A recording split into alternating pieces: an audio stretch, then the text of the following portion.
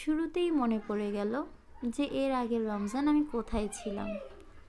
ভাবতেই মনটা আবেগী হয়ে গেল। সব কিছুরই একটা শেষ থাকে, কিন্তু আমরা যখন শুরু করতে যাই শেষটার কথা কখনোই ভাবি না, তাই বেশি খারাপ লাগে।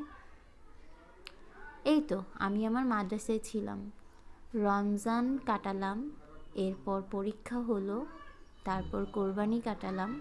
না না, সরি, কোরবানি আর কাটিয়ে নেই, কোরবানির আগেই আমি চলে আসছি মাদ্রাসা থেকে। মানে আমার স্টুডেন্ট লাইফ কমপ্লিট, শেষ যেটাকে বলে।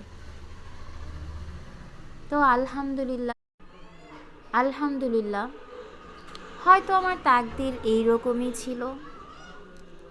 তবে আমার সকল ফ্রেন্ডরা যার যার গন্তব্যে আছে আলহামদুলিল্লাহ। আমি আছি আমার মতো। হয়তো এই 2026-এ এমনটাই ছিল আমার সাথে, একা থাকা, প্রতিষ্ঠানে জব নেওয়া, সাথে টিউশন করা। তো আলহামদুলিল্লাহ, আমার এই জায়গাতে অনেকের আসতে স্বপ্ন দেখে। আমি তো অনেক ভালো আছি। আল্লাহ আমাদের কবুল করুক, আমিন।